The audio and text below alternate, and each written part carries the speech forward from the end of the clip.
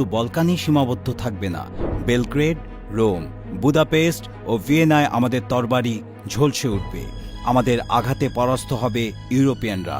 আমরা পাড়ি দেব কাস্পিয়ান সাগর, আমরা পাড়ি দেব ভূমধ্য সাগর। রোমান সম্রাট চার্লস, ফ্রান্সের রাজা ফ্রান্সিস, হেনরি ট্রোডোরকে আমরা শায়েস্তা করব। ভূমধ্য সাগর থাকবে আমাদের করতলে। আমাদের অনুমতি ছাড়া কোনো জাহাজ পাল তুলবে না, কোনো জাহাজ নোঙর ফেলবে না। হলঘর গমগম করে উঠল সুলতানের কণ্ঠে। সভাসদরা পরস্পর মুখ চাওয়াচাই করতে লাগল। সিংহাসনে আরোহণের প্রথম দিনই সভাসদদের জানিয়ে দিলেন নিজের লক্ষ্য। তিনি সুলতান সুলেমান আল কানুনি আল উসমানি। 3টি মহাদেশ জুড়ে বিস্তৃত ছিল যার সাম্রাজ্য, যার 46 বছরের শাসনকালের 10 বছরই কেটেছে বিভিন্ন যুদ্ধে। তিনি 13টি যুদ্ধে অংশ নিয়েছেন সশরীরে। অতিক্রম করেছিলেন 48,000 কিলোমিটার দূরত্ব, যেখানে পৃথিবীর পরিধি মাত্র 40,000 কিলোমিটার। তিনি ছিলেন সর্বকালের সেরা সুলতানদের একজন। তার পিতা যে সাম্রাজ্য রেখে গিয়েছিলেন তার পরিধি ছিল 65,57,000 কিলোমিটার। তিনি এই সাম্রাজ্যকে বিস্তৃত করেছিলেন 1,48,13,000 কিলোমিটারে। তিনি 10ম অটোমান সুলতান। ইসলামী শরিয়া অনুযায়ী সাম্রাজ্যের আইন সংস্কারের কারণে তার উপাধি হয়েছে আল কানুনি। তবে তিনি সুলতান সুলেমান নামেই বেশি পরিচিত। পশ্চিমারা তাকে নাম দিয়েছে সুলাইমান দ্য ম্যাগনিফিসেন্ট। মুসলমানদের বীরত্ব এবং ঐতিহ্যের অজানা ইতিহাস জানতে ইসলামের ইতিহাস চ্যানেলটি সাবস্ক্রাইব করে আমাদের অনুপ্রাণিত করবেন। সেই সাথে কমেন্ট বক্সে আপনার মূল্যবান মতামত জানাবেন। সুলতান সুলেমানের জন্ম 6 নভেম্বর 1694 খ্রিস্টাব্দে কৃষ্ণ সাগর বরাবর ট্রেন্ডিফোন্ড শহরে। তার পিতা সুলতান প্রথম সেলিম, যিনি নামলুক সাম্রাজ্যের পতন ঘটিয়ে মিশরকে অটোমান সাম্রাজ্যের অন্তর্ভুক্ত করেন। মা হাফসা সুলতানা ছিলেন ধর্মান্তরিত মুসলমান। সুলেমান বেড়ে উঠেছিলেন আর 10 জন তুর্কি শাহজাদার মতোই। 7 বছর বয়সে তাকে তোপকাপি প্রাসাদের পাঠশালায় পাঠানো হয়। সেখানে তিনি বিজ্ঞান, ইতিহাস, সাহিত্য, ধর্মতত্ত্ব ও সামরিক বিষয়ে পড়াশোনা করেন। 14 বছর বয়সে দাদা গুলতান দ্বিতীয় বায়জি তাকে কারাইসার শহরে সানজাবে তথা গভর্নর নিয়োগ দেন, কিন্তু চাচা শাহজাদা আহমদের বিরোধিতার কারণে তার এই নিয়োগ বাতিল করে তাকে ক্রিমিয়ার থিওডোসিয়াতে পাঠানো হয়। এখানে তিনি 3 বছর অবস্থান করেন। 1520 খ্রিস্টাব্দের 22 সেপ্টেম্বর সুলতান প্রথম সেলিম ইন্তেকাল করেন। শাহজাদা সুলেমান তখন ম্যাগনেসিয়ায় অবস্থান করছিলেন। উজিরে আজম পীরে পাশা সুলতানের মৃত্যু সংবাদ গোপন রেখে শ্যামভাগার কাছে পত্র লিখে যতুতাকে রাজধানীতে ফেরার আদেশ দেন। পীরি পাশার আশা ছিল তিনি 7 দিন সুলতানের মৃত্যু সংবাদ গোপন রাখতে পারবেন। তার আশঙ্কা ছিল সুলতানের মৃত্যু সংবাদ জেনে গেলে জেনিসারিরা বিদ্রোহ করে বসবে, যাদের দমন করা তরুণ শাহজাদার জন্য কঠিন হবে। পীরি পাশার কঠোর সতর্কতা সত্ত্বেও 5 দিন পর সুলতানের মৃত্যু সংবাদ জানাজানি হয়ে যায়। বাধ্য হয়ে পীরি পাশা স্বীকার করেন যে সুলতান ইন্তেকাল করেছেন। তবে জেনিসারিরা কোনো গোলযোগ বাধায়নি, বরং তারা শোক প্রকাশ করছিল বুক চাপড়ে। 30 সেপ্টেম্বর সুলাইমান বসফরাস প্রণালীর এশীয় উপকূল উস্কুদারে এসে পৌঁছান।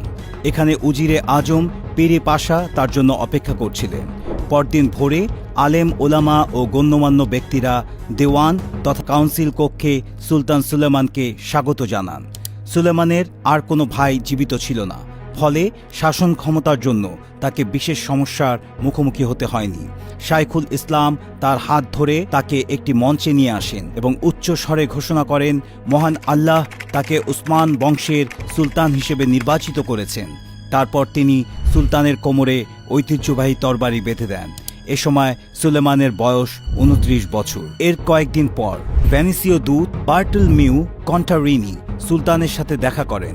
তার বর্ণনা মতে সুলতানের দেহ ছিল লম্বা ও সরু, মুখের গরম ছিপছিপে, ভ্রু ছিল ঘন, তাকে দেখতে বন্ধুবৎসল মনে হতো। ঐতিহাসিকগণ মন্তব্য করেন যে দিনের শুরু দেখে বোঝা যায় দিনের শেষটি কেমন হবে।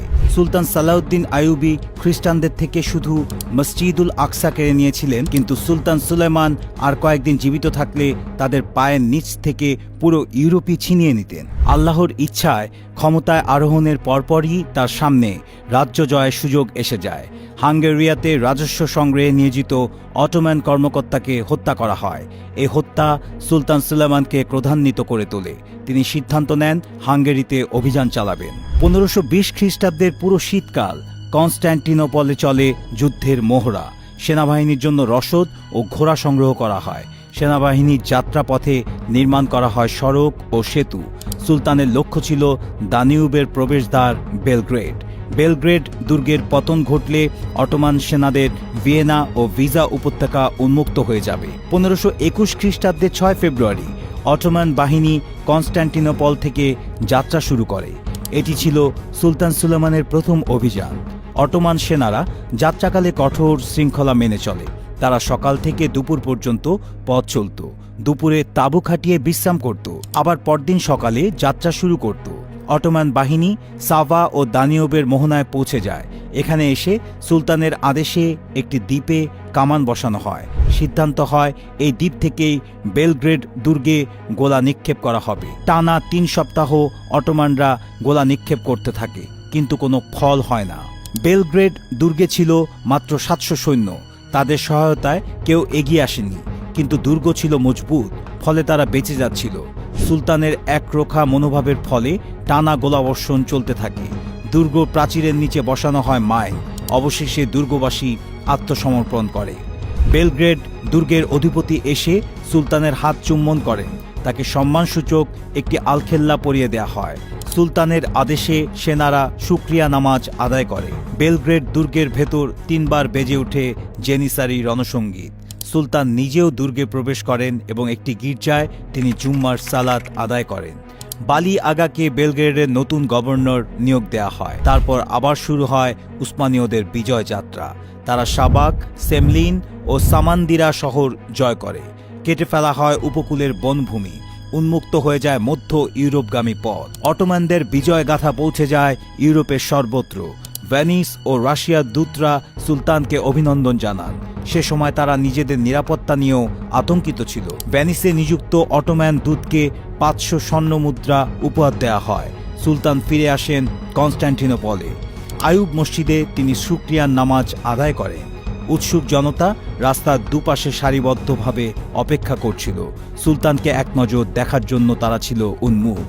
বিজয়ের আনন্দে সুলতান সবার জন্য বিশাল আকারে খাবারের আয়োজন করে। হাঙ্গেরি ও অস্ট্রিয়া জয়ের দ্বার উন্মুক্ত হওয়ার পরও সুলতান সেদিকে মনোযোগ দিতে পারছিলেন না। তাকে বারবার বিরক্ত করছিল রোডস দ্বীপে অবস্থানরত হসপিটালার নাইটরা। তাই তাদেরকে শায়েস্তা না করে সুলতান সামনে এগুতে চাচ্ছিলেন না। 1522 খ্রিস্টাব্দের গ্রীষ্মকালে সুলতান রওনা হলেন রোডস অভিমুখে। তার সাথে ছিল 1 লাখ সেনা। তিনি দ্বীপের বিপরীত প্রান্তে অবস্থান নিলেন। পিতার কাছ থেকে উত্তরাধিকার সূত্রে পাওয়া 400 জাহাজে নৌবহর পাঠালেন রোডস দ্বীপ অভিমুখে। 26 জুন কোবান পাশার নেতৃত্বে 400 অটোমান জাহাজ এসে রোডস দ্বীপে উপস্থিত হয়। 28 জুলাই সুলতান নিজে উপস্থিত হয়ে বাহিনীর কমান্ড বুঝে নেন। অটোম্যানরা পোতাশ্রয় অবরোধ করে ফেলে। 29 জুলাই থেকে শুরু হয় লাগাতার গোলাবর্ষণ। গোলাবর্ষণে প্রাচীরের খুব একটা ক্ষতি হচ্ছিল না। 4 সেপ্টেম্বর মাইন বিস্ফোরণে প্রাচীরের প্রায় 12 মিটার অংশ ধ্বংস হয়ে যায়। সন্ধ্যা পর্যন্ত লড়াই চলতে থাকে। অটোম্যানদের নেতৃত্বে ছিলেন কাসিম পাশা, আর নাইট টেম্পলারদের নেতৃত্বে ছিল দ্য লায়ন অ্যাডাম।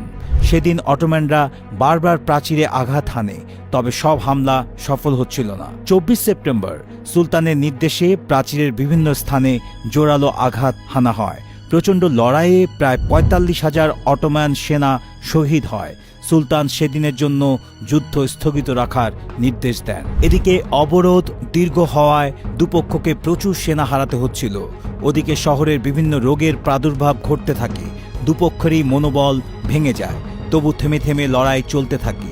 শেষে বাধ্য হয়ে 22 ডিসেম্বর নাইটরা আত্মসমর্পণ করে। সুলতান তাদেরকে দ্বীপ ত্যাগের জন্য 12 দিন সময় নির্ধারণ করে দেয়। এছাড়াও সুলতান ঘোষণা দেন যাতে কাউকে জোর করে ধর্মান্তরিত করা না হয়, শিশুদেরকে দাস বানানো না হয়, কোনো গির্জাকে মসজিদে রূপান্তরিত করা না হয় এবং কারো সম্পদ কেড়ে না নেওয়া হয়।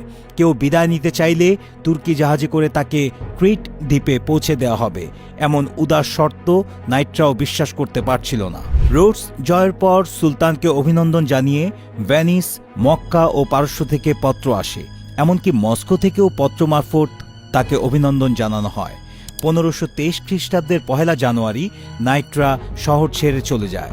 তারা 50টি জাহাজে করে ক্রিটের উদ্দেশ্যে যাত্রা করে। এই জয়ের মাধ্যমে ভূমধ্যসাগরে অটোম্যানদের কর্তৃত্ব প্রতিষ্ঠিত হয়। কনস্ট্যান্টিনোপল, শাম ও কায়রোর বিভিন্ন বন্দরের সাথে যোগাযোগ সহজ হয়। 1520 খ্রিস্টাব্দে সুলতান সুলেমান হাঙ্গেরি জয়ের ইচ্ছা করেছিলেন। সে লক্ষ্যে তিনি বেলগ্রেড জয় করেছিলেন, কিন্তু পরে নানা ব্যস্ততায় তিনি আর সামনে এগুতে পারেননি। 1526 খ্রিস্টাব্দে তিনি সিদ্ধান্ত নিলেন যে করেই হোক এবার চূড়ান্ত আঘাত হানবেন। ততদিনে সাম্রাজ্যের নানা ব্যস্ততা থেকে অবসর হয়েছেন তিনি। 1 লাখ সেনা ও 300 কামান নিয়ে ইস্তাম্বুলের আদ্রিয়ানাপোল ফটক থেকে হাঙ্গেরির উদ্দেশ্যে যাত্রা শুরু করেন সুলতান। দিনটি ছিল 1526 খ্রিস্টাব্দের 21 এপ্রিল। তার সাথে ছিলেন উজিরে আজম ইব্রাহিম পাশা, ভগ্নিপতি মোস্তফা পাশা, আয়াজ বে ও ইউনুস বে। অটোম্যান বাহিনী দ্রুত পথ চলছিল। তারা অতিক্রম করে বলকান পর্বতমালা, তারপর পিটার ভারাদ, ইউজলাক ও ইসজাক শহর অবরোধ করে। পন্টুন ব্রিজ দিয়ে মাত্র 5 দিনে সাবা ও দাভরা নদী অতিক্রম করে। হাঙ্গেরির রাজা দ্বিতীয় লুইয়ের কোনো শক্তিই ছিল না অটোম্যানদের মোকাবেলা করার মতো। তিনি সর্বসাকুল্যে মাত্র 25 থেকে 30 হাজার সেনা একত্র করতে পেরেছিলেন। তার বাহিনী ছিল ভারী বর্মে সজ্জিত নাইটদের উপর নির্ভরশীল, আর অটোম্যান বাহিনী ছিল তাদের চেয়ে আধুনিক। তাদের ছিল মাস্কেট সজ্জিত 2000 জেনিসারি সেনা। 29 আগস্ট দুপুর 3টার দিকে দুই বাহিনীর মধ্যে যুদ্ধ শুরু হয়। আশ্চর্যের বিষয় হল এই যুদ্ধ মাত্র 4 ঘন্টা স্থায়ী হয়। 14,000-এর বেশি হাঙ্গেরিয়ান সেনা নিহত হয়। রাজা লুই পলায়ন করেন। ইতিহাসের এই যুদ্ধ মহাকচের যুদ্ধ নামে প্রসিদ্ধ। সুলতান নিজেও বিশ্বাস করতে পারছিলেন না যে এত সহজে তিনি যুদ্ধে জয়লাভ করবেন। তিনি এটিকে শত্রুর চাল মনে করে আরও কয়েকদিন যুদ্ধক্ষেত্রে অবস্থান করেন, কিন্তু অপরপক্ষের সাড়া না পেয়ে তিনি রাজধানী বুদার দিকে যাত্রা করেন। 10 সেপ্টেম্বর সুলতান জনশূন্য বুদায় প্রবেশ করেন। দুর্গ ও এর আশেপাশের এলাকায় কয়েকটি অভিযান চালিয়ে তিনি ফিরে আসেন। বৈরী আবহাওয়ার জন্য 1529 ও 1532 খ্রিস্টাব্দে সুলতানের ভিয়েনা দখলের 2টি অভিযান ব্যর্থ হয়।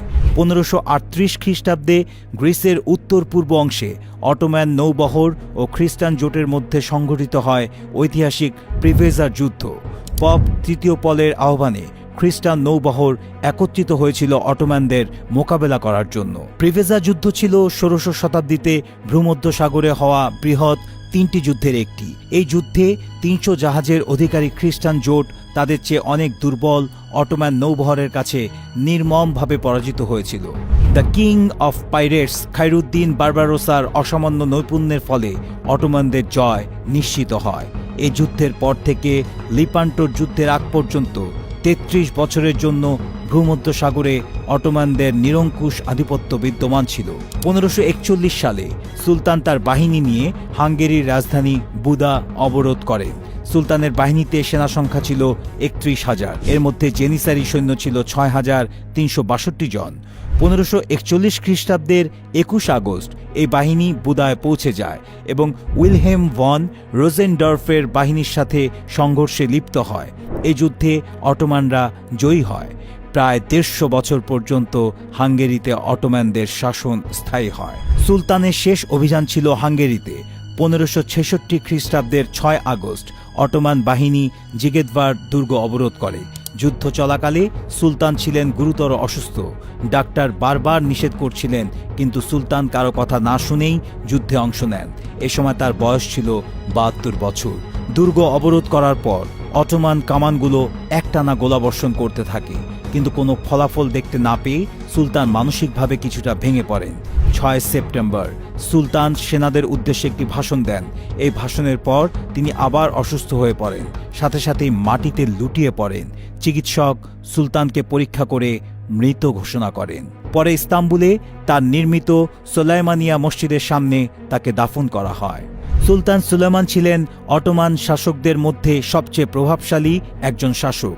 তিনি নিয়মিত ডায়েরি লিখতেন। তার এই ডায়েরি বা দিনলিপিও হয়ে উঠেছে ইতিহাসের মূল্যবান উৎস। তিনি একজন কবিও ছিলেন। মুহিব্বি ছদ্মনামে কবিতা লিখতেন। তিনি নিজ হাতে কুরআনুল করিমের 8টি কপি সংকলন করেন এবং সুলাইমানিয়া মসজিদে তা দান করেন। তিনি পবিত্র কাবা ঘর সংস্কার করেছিলেন। মসজিদে নববীতে তার নামে একটি ফলক খচিত আছে। তার শাসনামলে অটোমান সাম্রাজ্যের সীমানা বৃদ্ধি পেয়েছিল অনেক।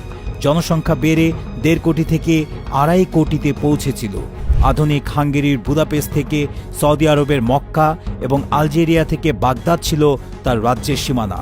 ভারত মহাসাগর ও ভূমধ্য সাগরে নির্বিঘ্নে ঘুরে বেড়াত তার নৌবহর। 1548 সালে অটোমান নৌবহর পর্তুগিজদের সাথে লড়াই করে এডেন বন্দর উদ্ধার করে নেয়।